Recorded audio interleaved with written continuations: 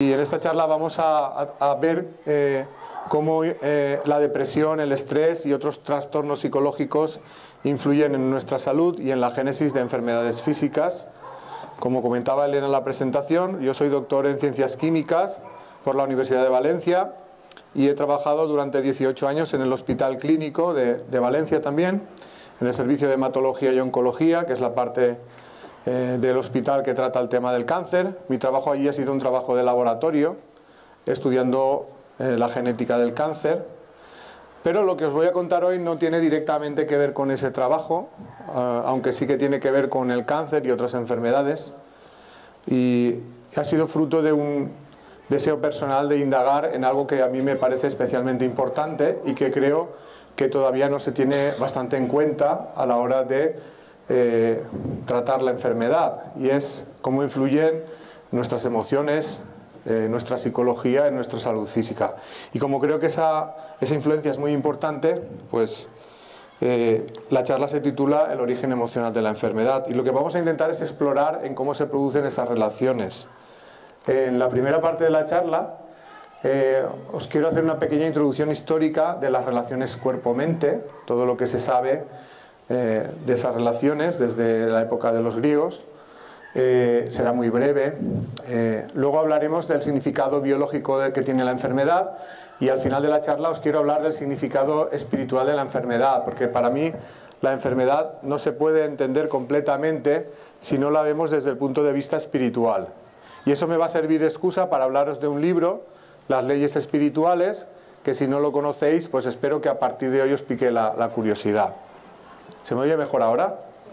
Vale, es que como cuanto más cerca lo tengo, más reverbera. Como digo, las relaciones cuerpo-mente son algo que se ha estudiado desde muy antiguo. Ya los griegos, Aristóteles, el gran filósofo, encontró que existía una relación entre el cuerpo y la mente, y en uno de sus libros decía esto. Bueno, me he saltado un poco... me he saltado bastante, perdonad, no vamos a ir tan pronto. Como digo, desde la antigua Grecia ya se estudiaba la relación cuerpo-mente, y gracias a los avances de la medicina, sobre todo en áreas como la psiconeuroinmunoendocrinología, es un palabrón muy largo porque quiere meter muchas cosas dentro, pero básicamente es un área de la medicina que estudia las relaciones cuerpo-mente, pues ahora se conoce mucho mejor cómo se produce esa relación y cómo influye en la génesis de las enfermedades. En la actualidad pues se sabe o hay evidencias considerables de que existe una relación entre los estados de ánimo y la salud física. Hay muchos estudios en los que se ha observado que los trastornos psicológicos y emocionales pues influyen en la predisposición a diferentes enfermedades, y que los estados de ánimo positivos también previenen la predisposición a algunas enfermedades. Yo os quiero comentar simplemente como inicio algunos estudios, por ejemplo este que se publicó en el año 2007, realizado en Japón, en una población de 35.000 mujeres. Lo que hacían en el estudio es intentar averiguar si había algún aspecto psicológico de su personalidad que influyera en el riesgo de desarrollar cáncer de mama. Lo que hicieron en el estudio es hacer una entrevista a esas mujeres, preguntándoles sobre sus aspectos de su vida personal, y luego estudiaron o siguieron durante 10 años a estas mujeres y estudiaron la incidencia de cáncer de mama en esas mujeres. Al final del estudio hacen una correlación entre el cáncer de mama y diferentes aspectos de la personalidad, y se encuentran que aquellas mujeres que habían encontrado o tenían la sensación de que merece la pena vivir la vida, y aquellas que eran capaces de tomar decisiones rápidamente, con rapidez, tenían un riesgo de desarrollar cáncer de mama menor que el resto, prácticamente la mitad que el resto. Estos serían aspectos positivos de la personalidad que influyen en evitar contraer enfermedades. Un estudio publicado en el año 2008, realizado en la Universidad de Londres y dirigido por este doctor, Yoichi Chida, japonés también, estudiaba si el estrés influye en el riesgo de desarrollar cáncer. Es un estudio donde se hace un análisis estadístico que incluye el resultado de 165 estudios que intentan evaluar si existe una correlación entre el estrés y el cáncer. ¿Cuáles son los resultados de ese estudio? Primer resultado, que las personas que presenten mayores niveles de estrés tienen un riesgo mayor de desarrollar cáncer. Y no solo eso, sino que aquellas que, habiendo sido diagnosticadas de cáncer, mantienen niveles de estrés elevado, viven menos tiempo. Es decir, que influye tanto en el riesgo de desarrollar la enfermedad como en el tiempo de vida una vez la enfermedad se ha contraído. Otras cosas que dice el estudio, pues que existe una incidencia más alta asociada a la depresión. Las personas con depresión tienen un riesgo de tener cáncer el doble que el resto. Y también observan que la personalidad propensa al estrés y una actitud negativa frente a los problemas también aumentan el riesgo de tener cáncer. Otro estudio publicado al año siguiente, en el año 2009, analiza cómo un factor de estrés colectivo y altamente traumático puede influir en el riesgo de tener cáncer. Y ese factor de estrés fue la persecución sufrida por los judíos durante el dominio nazi, el holocausto, lo que se ha llamado el holocausto. Lo que hacen en este estudio es comparar la incidencia de cáncer en judíos israelíes que habían sufrido la persecución por los nazis. Comparan la incidencia de cáncer en ese grupo respecto a un grupo de también israelíes que eran emigrantes de otras zonas no controladas por los nazis. Cuando hacen esa comparación, se dan cuenta que la incidencia de todos los cánceres, especialmente el de mama y el cáncer de colon, era mayor en el grupo de judíos de Israel que estuvieron potencialmente expuestos al holocausto. Es decir, que respecto al grupo que no procedía de esa zona. Es decir, que ese factor de estrés colectivo había provocado que la incidencia de cáncer en esa gente pues, fuera mayor. Y ahora aquí es cuando quiero empezar un poco lo que es la introducción histórica. Como os comentaba, los antiguos griegos ya estudiaban esa relación y Aristóteles, en uno de sus libros, pues dice esto, dice: la psique y el cuerpo reaccionan complementariamente el uno con el otro. Un cambio en el estado de la psique produce un cambio en la estructura del cuerpo y al revés, un cambio en la estructura del cuerpo produce un cambio en la estructura de la psique. Más o menos por aquella época el médico griego Hipócrates enuncia una teoría que se llama la teoría de los 4 humores, que relaciona diferentes fluidos corporales y diferentes órganos del cuerpo con diferentes estados de ánimo y tipos de personalidad. No me voy a extender mucho con esto, pero simplemente os quiero comentar pues que él comentaba que la personalidad del individuo estaba determinada por las relaciones entre esos fluidos corporales y que él consideraba que la enfermedad se producía cuando había un desequilibrio en esos fluidos. Una cosa curiosa que os quiero comentar de esta teoría, por ejemplo, es que la bilis, que sería uno de esos fluidos, la bilis de la vesícula biliar, él la correlacionaba con un tipo de personalidad colérica, persona que se enoja fácilmente. Y en la actualidad pues se sabe que una de las cosas que ocurre cuando una persona sufre un ataque de ira es que empieza a segregar mucha bilis. Y eso puede provocar problemas de la vesícula biliar, por ejemplo, piedras en la vesícula, inflamación en la vesícula. O sea que iba bastante acertado Hipócrates en sus teorías. Vamos a dar un gran salto en el tiempo, nos vamos al siglo XIX y el doctor George Baird, descubre que un tipo de cuadro clínico que él llama neuroastenia estaba provocado por una sobrecarga del sistema nervioso que él atribuye a cambios en los hábitos de vida de la gente de aquella época. Se pasa de una sociedad agrícola a una sociedad en plena revolución industrial, que que se ve sometida a una serie de condiciones diferentes. Y él relaciona ese cambio en la vida con la génesis de la neurastenia, una enfermedad que estaba relacionada con diferentes síntomas como una alta ansiedad, fatiga extrema, desesperación, fobias, insomnio, problemas de atención, migraña, indigestión e impotencia. Para tratar la neurastenia, el doctor Silas Weir-Mitchell aplica la terapia del descanso, que básicamente era una terapia que consistía en alejar a la persona que la padecía del ambiente habitual y pues que pasara una temporada en un lugar de descanso en plena naturaleza, donde no tuviera ningún tipo de estrés, donde pudiera dormir bien, con una dieta equilibrada, ejercicio.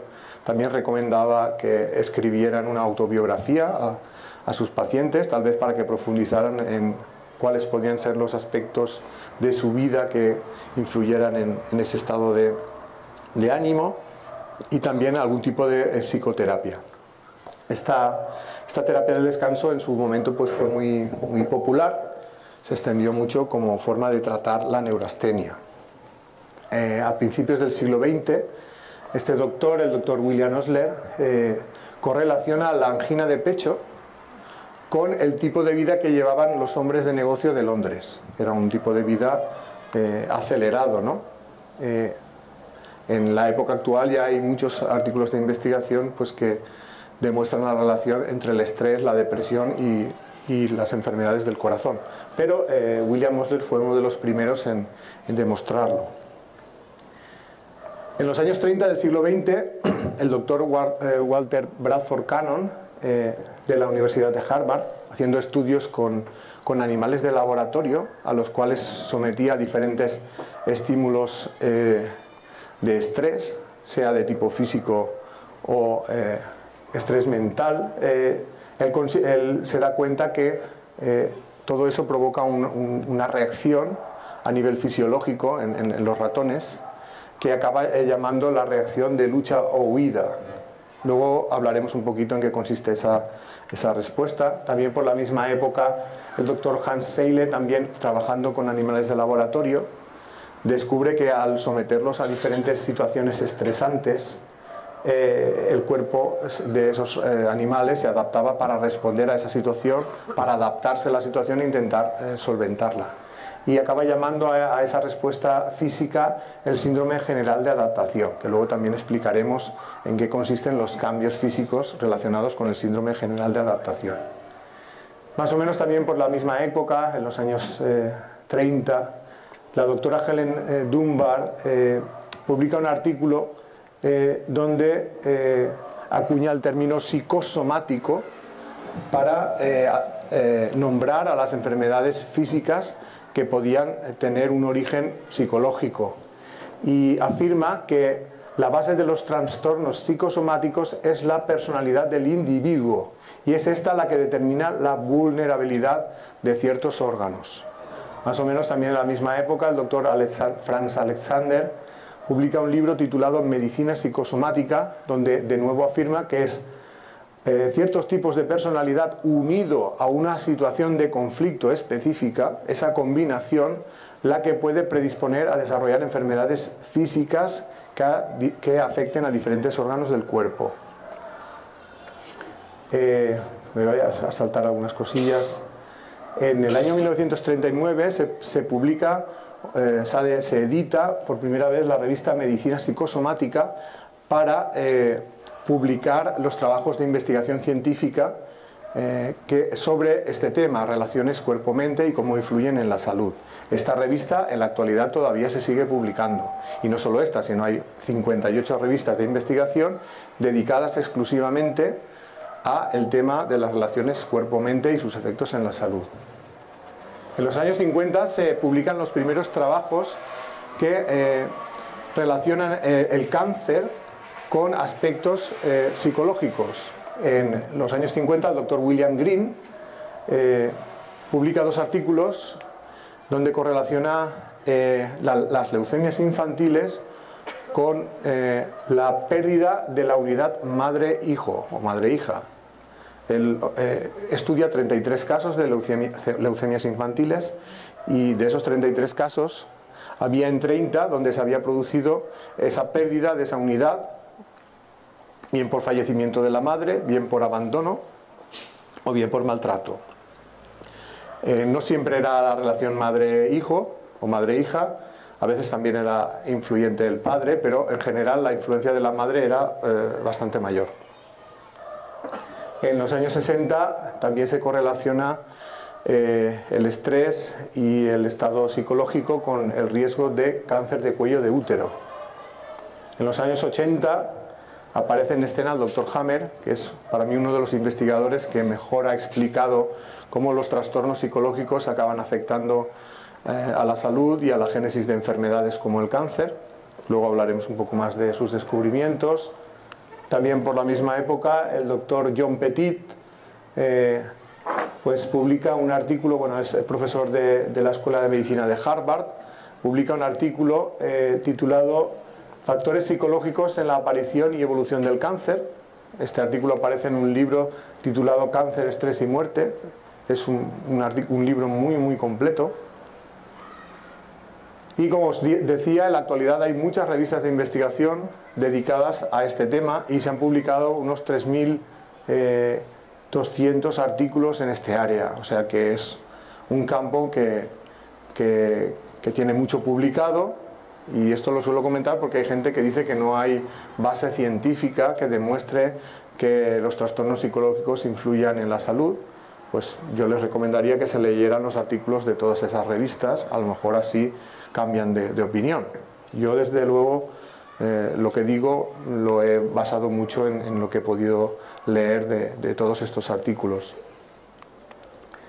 Y dicho esto, es donde querría ahora empezar a profundizar en el significado biológico de la enfermedad, porque lo que nosotros consideramos algo muy negativo, las enfermedades, en realidad son un mecanismo que tiene el cuerpo para hacer frente a determinadas situaciones. Y para empezar a entender cuál es el significado biológico de la enfermedad, os quiero empezar hablando de la reacción de lucha o huida. Os he comentado antes que el doctor Bradford Cannon, de la Universidad de Harvard, haciendo experimentos con animales a los cuales sometía a situaciones física y psicológicamente estresantes, descubre que el animal da una respuesta física ante esos estímulos. Y él la acaba llamando respuesta de lucha o huida por el significado biológico que tiene esa respuesta. ¿Qué es la respuesta de lucha o huida? Pues es una respuesta del cuerpo que prepara al mismo para enfrentarse a una situación que amenaza la supervivencia. Esto en la naturaleza tiene un significado muy claro. Por ejemplo, imaginad un herbívoro que de repente detecta que hay un depredador cerca que se lo quiere comer. ¿Qué puede hacer ese herbívoro para salvar la vida? Tiene dos opciones: o se enfrenta al depredador y le gana, o huye del depredador, corre más rápido que él y puede escapar. Por eso la respuesta se llama reacción de lucha-huida. Lo que supone esta reacción es una preparación del cuerpo, del organismo, para un ejercicio físico y mental muy intenso.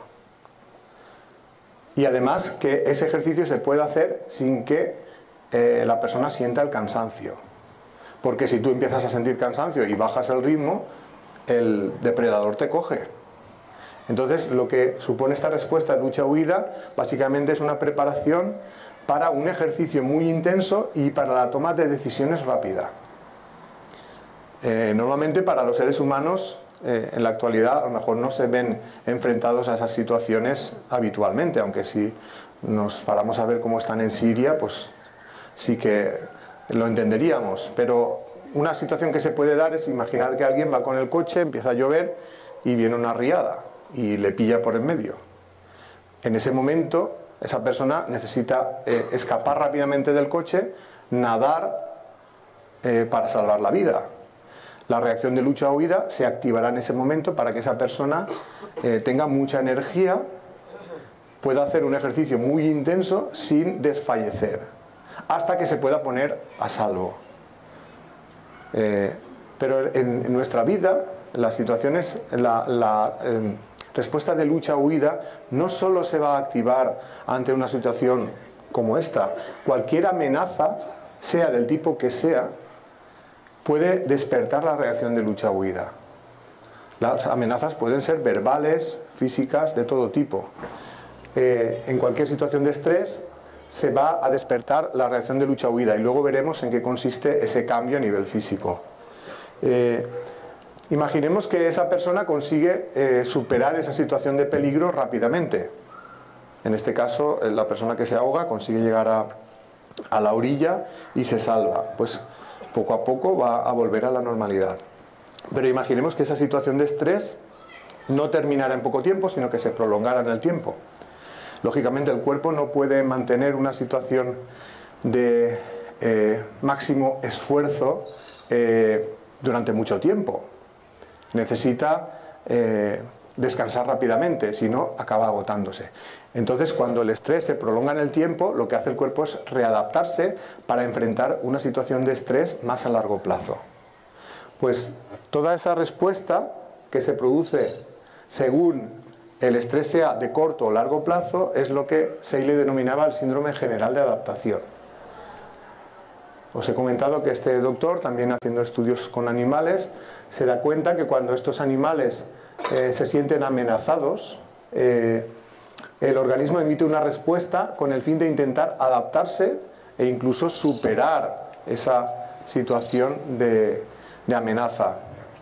Es decir, que el síndrome general de adaptación es un conjunto de reacciones fisiológicas desencadenadas por cualquier exigencia ejercida sobre el organismo, sea por un agente estresor de tipo físico, pero también psicológico. O sea, se va a producir la misma respuesta si el agente, la amenaza es de tipo física, como si la amenaza es de tipo psicológica. En el síndrome general de adaptación existen 3 etapas. La primera sería la fase de alarma, que es equivalente a la respuesta de lucha o huida. Es cuando aparece el agente estresor, la situación de estrés o conflicto. Si ese estrés no se soluciona en un corto espacio de tiempo, se entraría en una segunda etapa que se llama la fase de resistencia, que prepara al cuerpo para una situación de estrés más a largo plazo, y si aún así la situación de estrés continuara, se entraría en una tercera etapa que se llama la fase de agotamiento. En la fase de agotamiento el cuerpo va a hacer cambios adicionales para intentar enfrentarse a ese estrés que está prolongándose mucho en el tiempo. Vamos a hablar qué es lo que ocurre en cada una de esas etapas. Vamos a empezar hablando de la fase de alarma. Como hemos comentado, la fase de alarma es equivalente a la respuesta de lucha o huida. Es la primera etapa. Es lo que ocurre cuando aparece una situación de estrés en nuestra vida. Lo que hace la respuesta de lucha o huida es preparar, es una respuesta en realidad automática, o sea, nosotros no somos conscientes de ello, se dispara automáticamente.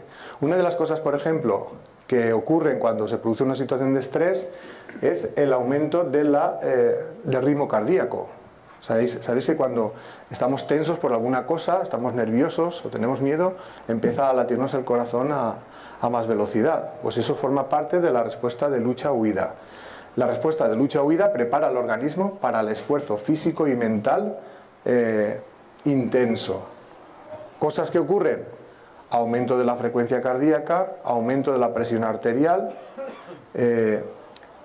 aumento de la dilatación de los bronquios, o sea, la capacidad respiratoria aumenta la cantidad de glóbulos rojos en sangre, aumenta la cantidad de glucosa en sangre, se queman más rápidamente las grasas.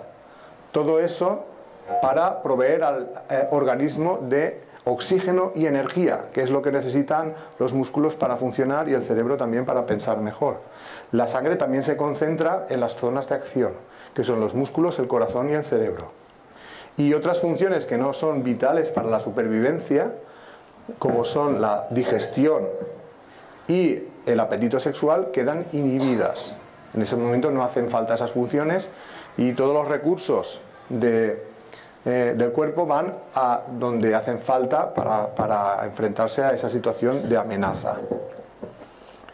Si ese estrés terminara en poco tiempo, pues poco a poco todo volvería a la normalidad.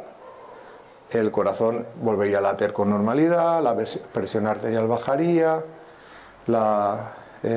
se volvería a recuperar la función digestiva y el apetito sexual. Pero ¿qué pasa que si la fuente de estrés continúa, si no se ha resuelto en poco tiempo? Pues entonces el cuerpo pasa a la segunda etapa, que es la fase de resistencia. En la fase de resistencia lo que hace el cuerpo es adaptarse a una situación de estrés más a largo plazo y no puede mantener esos cambios que había desarrollado en la fase de alarma, porque son cambios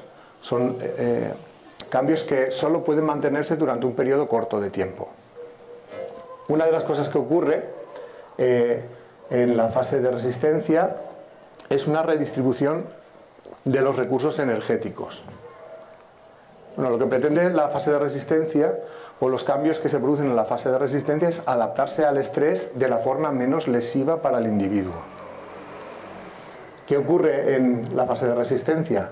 El organismo redistribuye los recursos energéticos evitando las actividades no relacionadas con la supervivencia del sujeto. Entre ellas estarían el crecimiento y la reproducción, que son proyectos a largo plazo. Es decir, que cuando hay una situación de estrés, si ese estrés afecta a niños, se les para el crecimiento, dejan de crecer. Y en el caso de que afecte a adultos, dejan de poder tener hijos. O sea, las posibilidades de tener hijos disminuyen. Es decir, las funciones sexuales en la fase de resistencia están disminuidas en ambos sexos. Por ejemplo, en las mujeres disminuyen las posibilidades de ovular y de llevar un embarazo a término. Y en el caso de los hombres, tienen problemas con la erección y también con la fabricación de espermatozoides. Sabéis que hay muchas personas que quieren tener hijos y no consiguen tenerlos, ¿no? La mujer no se queda embarazada por diferentes motivos, recurren a técnicas de inseminación artificial o de reproducción asistida, cualquiera de ellas, bajo la creencia de que tienen algún problema congénito que les impide tener hijos. Tal vez no sea así. En muchos casos simplemente es que están atravesando una situación de estrés que está en fase de resistencia. Y en fase de resistencia la reproducción está inhibida. Y eso también tiene un significado biológico. En la naturaleza, por ejemplo, imaginad que estamos en la época del Paleolítico y que hay una hambruna. La hambruna es una situación de estrés física. No hay bastantes recursos energéticos. En esa escasez de alimento, el cuerpo actúa evitando que las mujeres se queden embarazadas, porque si se quedaran embarazadas seguramente perderían la vida ellas y también perdería la vida el bebé que llevan en el vientre. O imaginemos que hay una persecución, una situación de persecución por parte de otra tribu.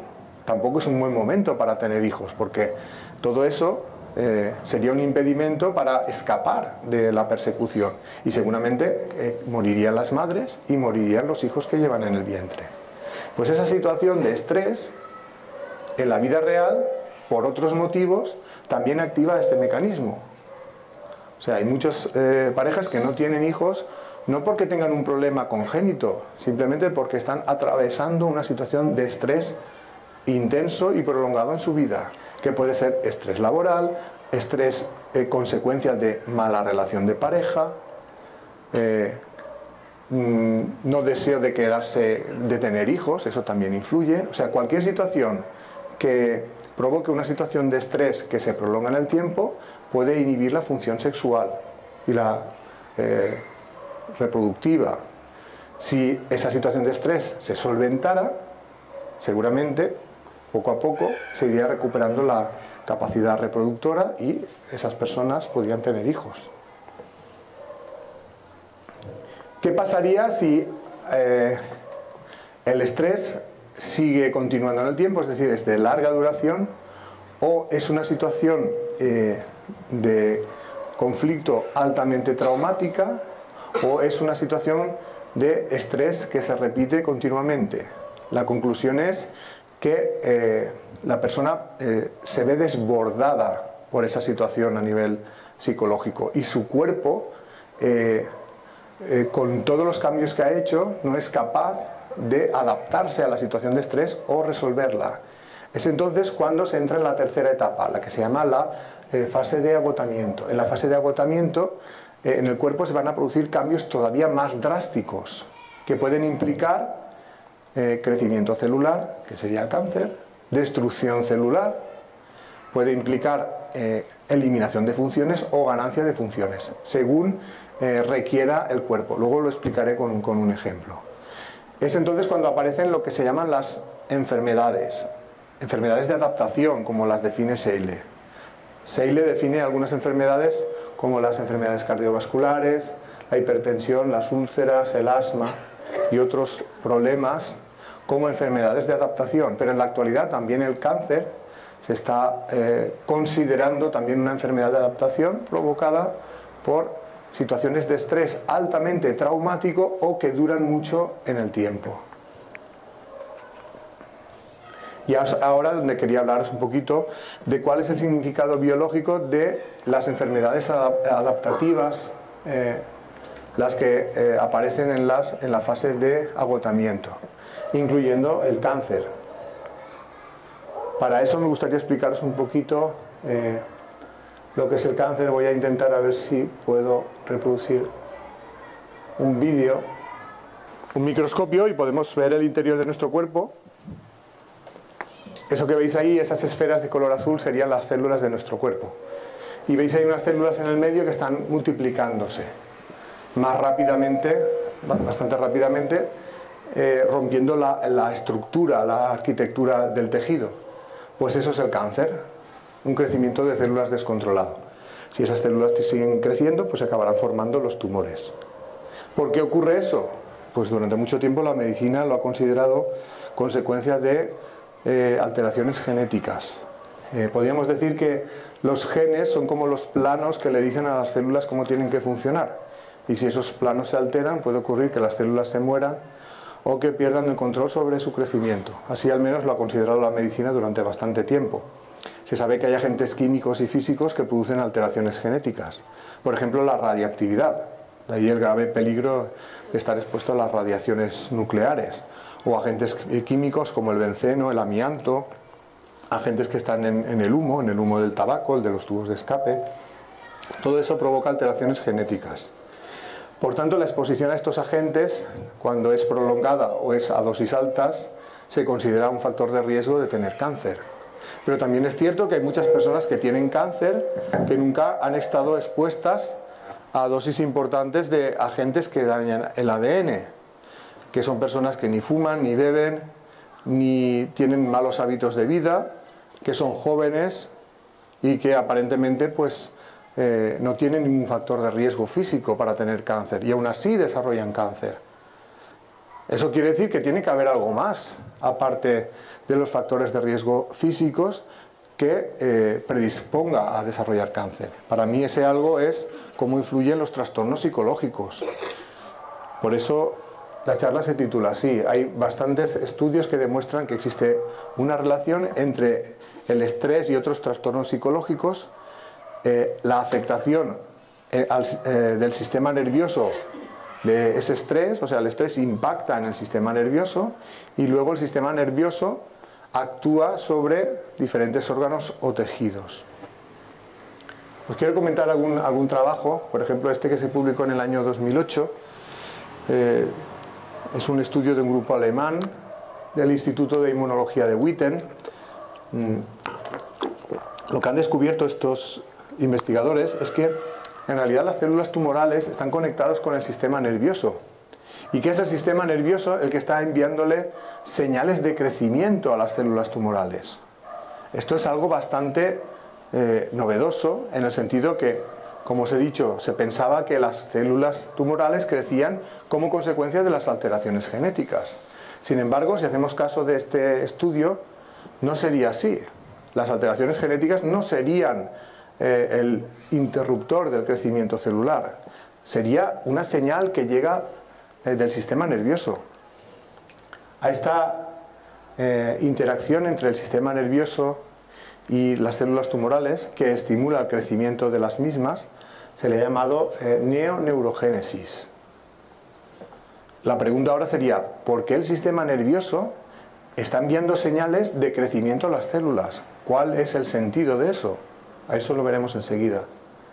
Este artículo, publicado en el año 2010, simplemente recoge todo eso que os estoy contando ahora, que en la actualidad hay muchas evidencias de que el sistema nervioso, y en particular el cerebro como órgano que controla al sistema nervioso, o sea, el cerebro es el que está controlando el crecimiento celular de otras partes del cuerpo. Y se está observando que la alteración del sistema nervioso es la que está detrás del crecimiento de las células tumorales. En este artículo, como digo, publicado en el año 2010, en la revista Lancet Oncology, se titula El papel del sistema nervioso en la etiopatogénesis del cáncer. Es un artículo resumen donde se analizan muchos trabajos que han descubierto que el sistema nervioso está detrás del crecimiento de muchos tumores. Este es otro estudio publicado en el año 2010, donde vamos a ver esa triple relación entre el estrés, cómo influye el estrés en la alteración del sistema nervioso y cómo influye eso en el crecimiento de las células tumorales. Es un experimento que se realizó en ratones. Lo que se hizo en ese estudio fue coger a unos ratones e inyectarles células tumorales en la pata derecha. Y luego observaron el crecimiento de esas células en ausencia de estrés y en presencia de estrés. ¿A qué estrés sometieron a los ratones? A un estrés que se llama estrés por confinamiento, que consistía en coger a todos esos ratones y durante 2 horas cada día ponerlos en una camisa de fuerza, de manera que los ratones no se pudieran mover. Lógicamente eso al ratón le genera una reacción muy fuerte de lucha o huida. El ratón intenta escapar de esa prisión y eso provoca una alteración del sistema nervioso simpático, que es una de las partes del sistema nervioso autónomo que forma parte de la respuesta de lucha o huida. Lo que ellos observan es que después de que se produzca esta alteración del sistema nervioso simpático, todo eso influye en el crecimiento de las células tumorales. En esta fotografía que veis aquí os muestro una foto de un ratón del grupo no sometido a estrés y otro de un ratón del grupo sometido a estrés. Si observáis en el grupo, este ratón, a ver, no sé si se llega, ¿cuál es este? Vale. ¿Veis esta zona de aquí? Esta mancha violeta es la extensión del tamaño del tumor después de haber pasado varias semanas de haber inyectado las células tumorales. En el ratón no sometido a estrés, el tumor crece en la zona donde se han inyectado las células, que es en la pata.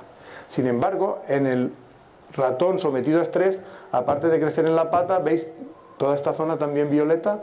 Pues en toda esta zona también han crecido células tumorales. Es decir, que el estrés, después de haber alterado el sistema nervioso simpático, ha contribuido a que el cáncer se extienda en el cuerpo de esos ratones. Y se sabe también que es a través del sistema nervioso simpático, a través de la acción del sistema nervioso simpático, porque cuando se suministra un fármaco que bloquea la señal del sistema nervioso simpático, se inhibe esa diseminación del cáncer en los ratones.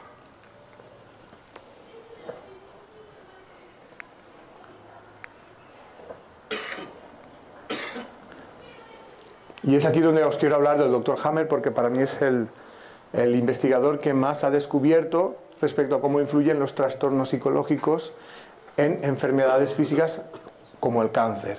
Y los descubrimientos del Dr. Hammer tienen mucho que ver con su historia personal. Él trabajaba en un hospital en Múnich dedicado al tratamiento del cáncer hasta que un hecho trágico cambia su vida. Ese hecho trágico tiene que ver con lo que le ocurrió a su hijo, Dirk Hammer, que es este chico que veis aquí. Resulta que Dirk Hammer es asesinado. Alguien le dispara en la cabeza y a consecuencia de ese disparo queda en coma. Y tras varios meses en coma acaba falleciendo. Os preguntaréis qué tiene eso que ver con el tema del cáncer. Pues después de que esto ocurriera, el Dr. Hammer y su mujer, los padres de Dirk Hammer, ambos desarrollan un cáncer. Él de testículo, ella de mama. Su mujer también acabará falleciendo. Y después de haber muerto el hijo y haber muerto la mujer, el Dr. Hammer tiene una especie de sueño muy vívido donde dice que contacta con su hijo, convenciéndose de que sigue viviendo en otro plano de la existencia. A partir de ese momento, el Dr. Hammer se recupera espontáneamente de su cáncer de testículo e inicia una nueva investigación basándose en la hipótesis de que tanto su cáncer como el de su mujer estuvieron relacionados con el brutal conflicto que vivieron con el asesinato de su hijo. Y se pregunta, ¿no puede estar ocurriendo que en el caso de otras personas con cáncer hay algún tipo de evento traumático anterior a la enfermedad que sea el detonante de esa enfermedad? Pues esto es lo que él va a intentar comprobar con sus estudios. Está en un hospital donde tiene acceso a enfermos con cáncer y empieza a preguntarles sobre los aspectos de su vida a nivel psicológico. Luego les hace también pruebas que él considera importantes para su trabajo, y tras un trabajo que dura muchos años, donde él acabará analizando más de 100.000 casos, pues llega a una serie de conclusiones que yo os voy a intentar resumir a partir de ahora y que enlazan bastante bien con lo que ya habían descubierto los otros investigadores, Bradford, Seile, cuando hablaban de que el cuerpo se adapta frente al estrés para intentar protegerse, disminuir el impacto de ese estrés e intentar solventarlo. El Dr. Hammer dice que tanto el cáncer como otras enfermedades son un programa biológico que se activa ante una situación que pone en riesgo la vida. Exactamente igual como decían los otros médicos.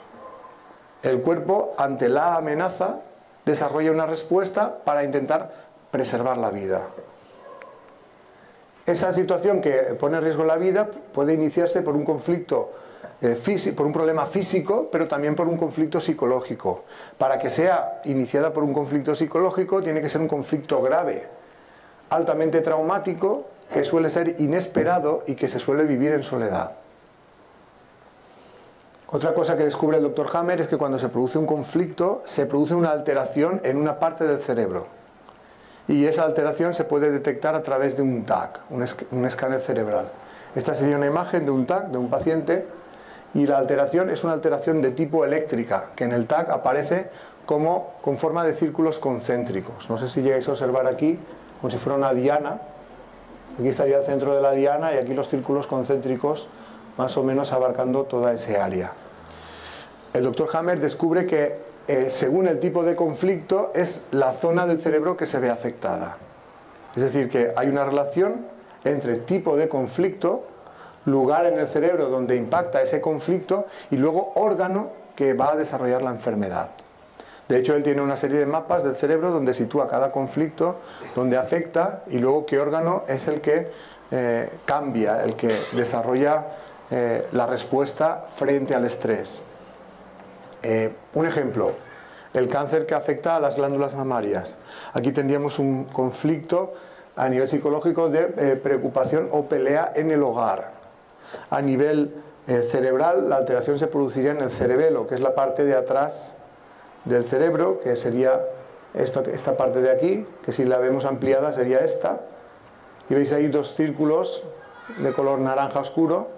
Esos serían los lugares donde se produciría una alteración de la actividad cerebral cuando hay un conflicto de esa naturaleza. Y luego las mamas serían los órganos afectados. También descubre el Dr. Hammer que todas las enfermedades tienen dos etapas. La primera etapa sería la fase que él denomina fase de conflicto activo, que corresponde a todos los cambios que se producen a nivel fisiológico para enfrentarse a esa situación de conflicto o estrés, y la fase de curación, que solo se activaría en el caso de que el conflicto fuera resuelto. A veces nunca se resuelve el conflicto, pero en el caso de que consiguiera resolverse es cuando empezaría esta segunda etapa, la fase de curación. En la fase de conflicto activo lo que va a ocurrir a nivel físico es que se van a producir cambios que van a intentar ayudar a que esa persona se adapte a esa situación de estrés y le afecte lo menos posible a nivel biológico. En la fase de curación, si se ha resuelto el conflicto, lo que va a intentar el cuerpo es volver a la normalidad. Pero esa vuelta a la normalidad no sucede de la noche a la mañana. Depende de cuán grandes sean los cambios que se han producido en la fase de conflicto activo. Y generalmente el volver a la normalidad implica que se inflamen los tejidos y los órganos que se habían alterado cuando el conflicto estaba activo. Es decir, hay una etapa inflamatoria, luego hay una etapa de cicatrización y finalmente pues, se consigue restablecer la normalidad. También en todo ese proceso, en la segunda etapa, también suelen producirse infecciones. Según el Dr. Hammer, lo que hacen los microorganismos es eliminar las células que no se han podido reparar. Hay diferentes estudios que, bueno, también comentaros que cuando se entra en fase de curación, esa parte del cerebro que se había alterado cuando el conflicto estaba activo también se va a inflamar. El problema de una inflamación en el cerebro es que el cerebro está contenido en el cráneo y no se puede inflamar, crecer como quisiera, el cráneo se lo impide. Esa necesidad de crecer y no poder puede provocar una tensión muy fuerte en esa zona del cerebro que puede acabar rompiendo los vasos sanguíneos y de esta manera provocar una hemorragia cerebral. Afortunadamente hay fármacos que permiten disminuir esas inflamaciones, por ejemplo los corticoides, pero para hacer buen uso de ellos pues hace falta conocer cómo impactan los trastornos psicológicos en el cerebro y saber que en la fase de solución pueden provocar una inflamación en esa parte del cerebro, que puede requerir un tratamiento farmacológico para ser controlada. Hay diferentes trabajos que le dan la razón al Dr. Hammer en este esquema que propone.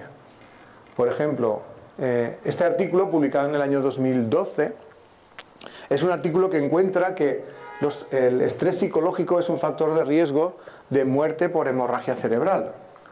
Seguramente todos habréis conocido el caso de personas que aparentemente gozaban de buena salud y que de la noche a la mañana o se han muerto o han quedado paralizadas de una parte de su cuerpo. Y aparentemente eso ha ocurrido sin que uno sepa exactamente por qué. Como si fuera una cuestión de mala suerte, que le puede tocar a cualquiera en cualquier momento. Desde este punto de vista no sería así. Sí que tendría una explicación. Tal vez esa persona ha estado viviendo un conflicto que ha entrado en fase de solución, que ha sido altamente traumático y por tanto en la fase de solución la inflamación en el cerebro también ha sido intensa, hasta el punto de provocar la ruptura de los vasos sanguíneos. Por eso en este artículo encuentran una correlación entre el estrés psicológico y el riesgo de morir de hemorragia cerebral. Si no conociéramos la explicación que da el Dr. Hammer, no entenderíamos cómo una cosa se correlaciona con la otra. Pero gracias a él, este resultado se entiende perfectamente. Otra de las cosas que está diciendo el Dr. Hammer es que el cuerpo tiene mecanismos naturales de regeneración, incluso para enfermedades como el cáncer. Y precisamente de esto trata este artículo publicado en el año 2011 y firmado por el Dr. Thomas Jesse. El artículo se titula La remisión espontánea del cáncer. Os voy a leer un trocito del artículo porque creo que es muy interesante. Dice así: la curación espontánea del cáncer es un fenómeno que ha sido observado durante cientos y miles de años. Y después de haber sido objeto de muchas controversias, porque había médicos, científicos que no lo aceptaban, en la actualidad se acepta como un hecho indiscutible. Es decir, hoy en día la medicina, la ciencia, reconoce que hay personas, que hay casos de cáncer que se han curado sin ningún tipo de tratamiento. Una revisión de los informes anteriores demuestra que esa remisión espontánea se asocia con infecciones agudas, fiebre e inmunoestimulación, que es lo que ocurre en la fase de curación, según el Dr. Hammer. En nuestros incesantes esfuerzos para ir más allá de la naturaleza, para combatir el cáncer, a menudo se pasan por alto los mecanismos que la naturaleza ofrece para curar nuestras enfermedades. Yo creo que esa última frase es clave para enfocar el tratamiento del cáncer de una manera diferente, intentando saber por qué se ha producido y desactivando el programa biológico que se ha activado como consecuencia de una situación de estrés o amenaza para la supervivencia. Y es aquí donde os quiero ya explicar cuál sería el significado biológico del cáncer y otras enfermedades. Como hemos comentado antes, sería una respuesta del cuerpo ante una situación que pone en riesgo la vida. ¿Por qué podría venir ¿O qué es lo que podía poner en riesgo la vida y que justificara esa reacción? Pues os voy a poner un ejemplo. Vamos a hablar del cáncer de pulmón. ¿Qué sentido biológico tendría el cáncer de pulmón? Según Hammer, sería consecuencia del cáncer de pulmón de una respuesta biológica frente a una situación de falta de aire. El conflicto biológico sería un conflicto de falta de aire. ¿Por qué puede haber falta de aire? Puede ser una causa física, por ejemplo en el fumador, que ha estado toda la vida con este hábito. Llega un momento en que ha deteriorado tanto sus pulmones que estos no pueden conseguir el oxígeno que esa persona necesita para vivir. El cuerpo tiene que hacer algo para conseguir más oxígeno, porque si no se muere. El cerebro detecta la falta de oxígeno y envía una señal a las células de los alveolos pulmonares para que se pongan a crecer. Y es entonces cuando se forman tumores en los pulmones. Cáncer de pulmón. Pero estos tumores sí que tendrían una función biológica. Serían como una especie de pulmón de emergencia que va a intentar captar el oxígeno que esa persona por la vía normal ya no puede captar. Pero también puede haber una causa psicológica que active ese mismo programa. La causa psicológica sería un conflicto intenso de miedo, ansiedad o angustia. Cuando una persona vive una situación de esas características, su respiración se puede volver insuficiente, hasta el punto de que le puede faltar el oxígeno necesario para vivir. El cuerpo detecta esa falta de oxígeno y activa el programa que tiene para intentar captar más oxígeno, para intentar minimizar el impacto en el cuerpo de esa falta de oxígeno, en este caso provocada por el miedo, la ansiedad o la angustia. En el caso de que la causa sea física y el deterioro sea irreversible, que por ejemplo ocurre en los fumadores de muchos años, esos tumores le van a permitir vivir algunos años más. O sea que no es el tumor lo que está causando la muerte, sino la falta de oxígeno. Se están ahogando. Y el tumor es como un último intento del cuerpo para que vivan un poquito más de tiempo. Lógicamente ese programa no puede sostenerse durante mucho tiempo, porque acaba agotando todas las energías del organismo. Pero en el caso de que la causa sea de tipo psicológico, sí que puede haber una reversibilidad. Es la resolución del conflicto y entonces poco a poco todo volvería a la normalidad. Pues de esta manera el Dr. Hammer intenta explicar cada una de las enfermedades, intentando ver su significado biológico. Si os cuesta entender cómo a una persona le puede faltar el oxígeno por la ansiedad, el miedo o la angustia, yo os pondría que pensarais qué le pasa a una persona cuando tiene un ataque de ansiedad. ¿Qué le pasa? Que a consecuencia de la ansiedad se empiezan a cerrar sus bronquios y empieza a tener dificultades para respirar. Incluso se puede desmayar a causa de la falta de oxígeno. ¿O qué le pasa a un asmático cuando tiene un ataque de asma? Se ahoga y por eso se tiene que poner el Ventolin, ¿no? Para dilatar farmacológicamente los bronquios. Pues ese tipo de circunstancias, cuando ya son muy sostenidas a lo largo del tiempo y provocan una falta de oxígeno grave, pues entonces el cuerpo lo que intenta es minimizar el impacto de esa falta de oxígeno. Por todo lo que he dicho hasta ahora, alguien podría pensar, vale, todo eso que dices es muy interesante, pero en realidad no se cumple porque hay personas que tienen graves problemas psicológicos y no están físicamente enfermas. Y es cierto, porque no es el hecho en sí de pasar por un conflicto psicológico lo que te predispone a la enfermedad, sino cómo lo vives. ¿Cómo lo vives? Es decir, es la unión del conflicto más el tipo de personalidad. Ya lo decían, ¿os acordáis? En la presentación había un doctor que se llamaba Franz Alexander Gabriel, que decía, es una situación de conflicto más el tipo de personalidad. Y Helen Dunbar, otra médico de aquella época, decía, el tipo de personalidad es lo que predispone a la enfermedad. Pues podríamos decir que existe efectivamente un tipo de personalidad susceptible a la enfermedad.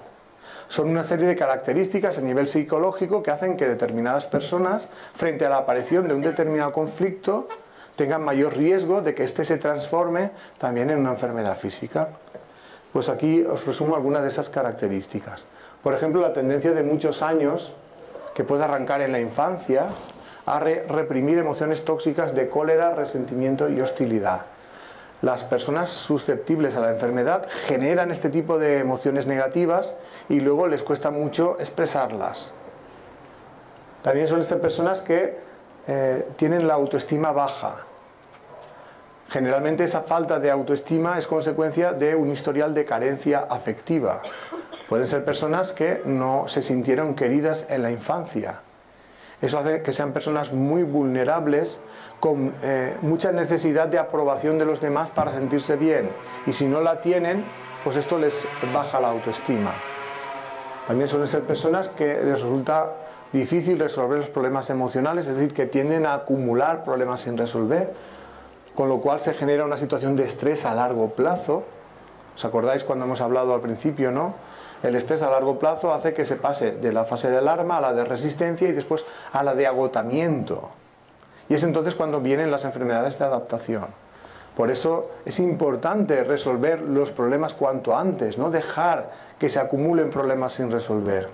También suelen ser personas que tienen dificultad en expresar el dolor interno. Tienen tendencia a vivir los problemas en soledad. Una de las cosas que yo suelo recomendar a todo el mundo es que cuando tenga un problema gordo, que no lo viva en soledad, que se desahogue, que lo exteriorice, que se lo cuente a alguien, ser posible a alguien que sea de confianza. Porque solo el mero hecho de contarlo ya te va a quitar parte del sufrimiento. Y a lo mejor incluso esa persona te puede dar un buen consejo que te ayude a resolver el problema.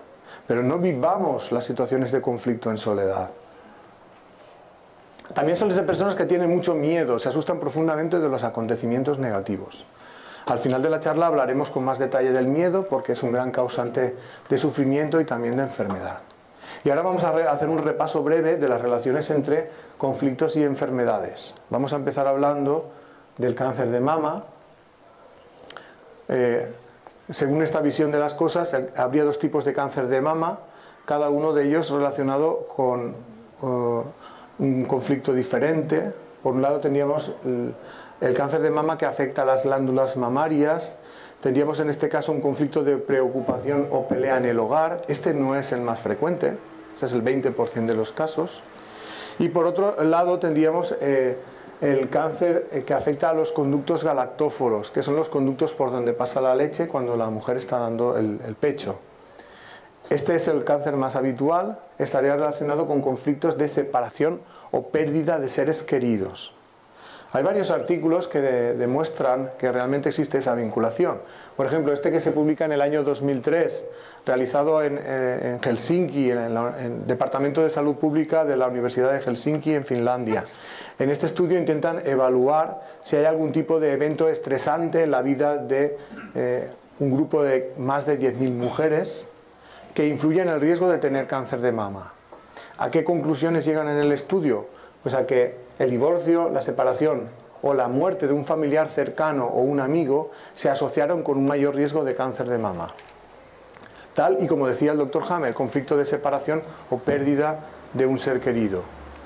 Al año siguiente, en el año 2004, un grupo del Instituto Karolinska de Estocolmo publica otro artículo donde descubren que las mujeres que habían perdido a su único hijo cuando tenía entre 1 y 4 años de edad, o sea, cuando eran pequeños, tenían un riesgo de tener cáncer de mama 3 veces mayor que el resto. Nuevamente se trata de un conflicto de pérdida de un ser querido, como decía el Dr. Hammer. Las enfermedades del corazón estarían relacionadas con conflictos de territorio. ¿Qué es un conflicto de territorio? Pues es un conflicto donde uno pierde algo que considera de su propiedad. Ese algo puede ser una pérdida material, por ejemplo, la pérdida de la vivienda, la pérdida de una empresa, la pérdida del estatus social, incluso una pérdida personal si uno consideraba a esa persona de su propiedad. Esto genera enfermedades del corazón como las anginas de pecho y los infartos de miocardio. Hay bastantes trabajos de investigación actualmente que correlacionan el estrés y la depresión con enfermedades del corazón. Todo esto son artículos de investigación correlacionando estrés y depresión y otros problemas psicológicos con enfermedades del corazón. Las enfermedades respiratorias, como hemos comentado, estarían relacionadas con conflictos de falta de aire. Y a nivel emocional serían conflictos relacionados con el miedo, la ansiedad o la angustia.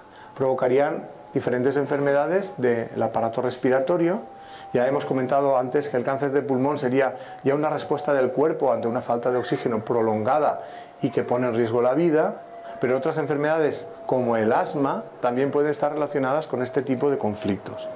En el año 2005 se publicó un artículo de investigación que demostró que el asma está causado por el miedo y que entre el miedo y el asma se produce una alteración de la actividad del cerebro, de una parte del cerebro concreta.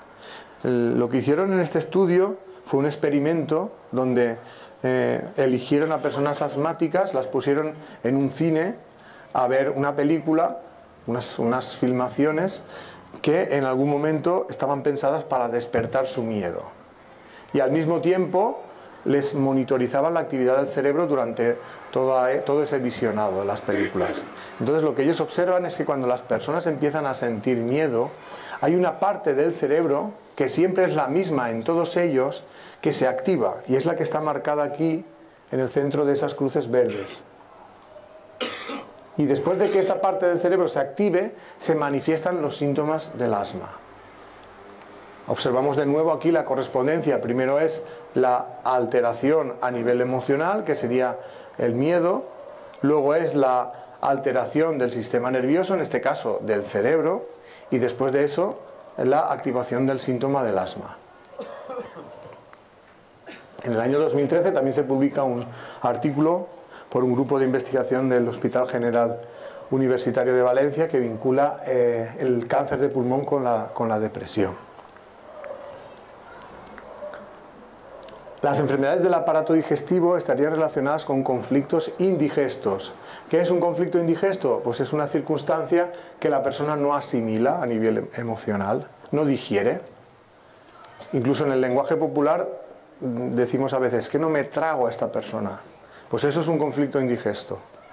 Esto provocaría enfermedades de todo el tracto digestivo, del hígado, de la vesícula biliar y del páncreas, porque son órganos que participan en el proceso de digestión.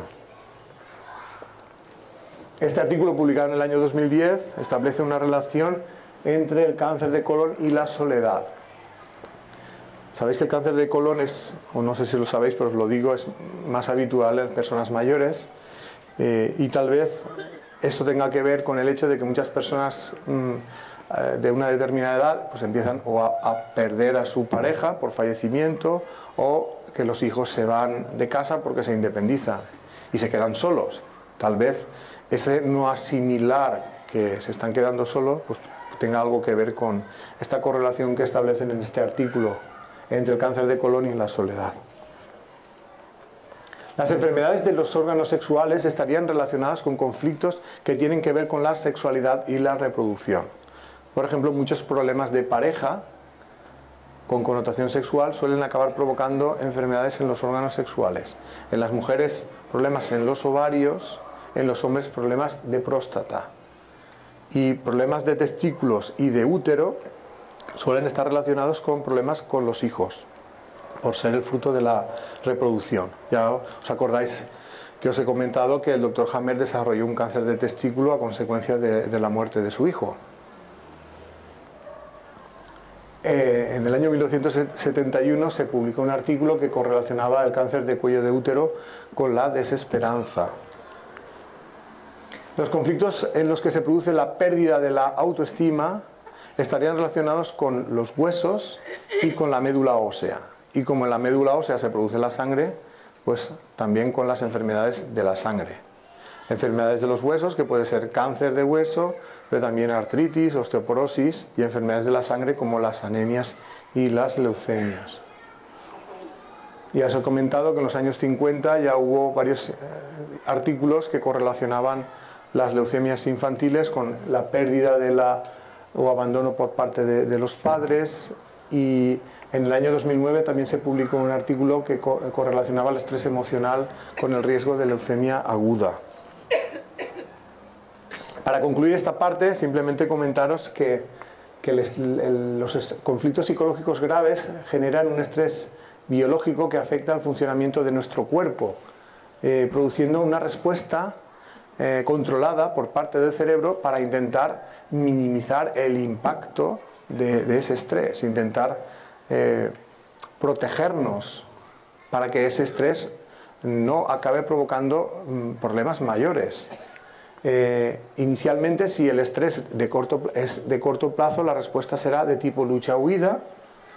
Si se va alargando en el tiempo, será de tipo fase de resistencia. Y si ya es un conflicto altamente traumático que se prolonga en el tiempo, serán las enfermedades de adaptación, porque se ha entrado en fase de agotamiento. En esos casos ya es cuando podemos hablar de que estamos enfermos, porque los cambios que se han producido son más drásticos. Pueden implicar crecimiento celular, destrucción de tejidos, pérdida de funciones, eso puede provocar parálisis, ganancia de funciones, también consecuencia de crecimiento celular, como hemos visto antes en el cáncer de pulmón. Todo eso teniendo un significado biológico, que es el de intentar preparar al cuerpo para hacer frente a esa situación de estrés. Si se consigue solucionar esa situación de conflicto o desaparece el agente estresor, el cuerpo entrará en la fase de curación. O sea, espontáneamente intentará volver a la normalidad.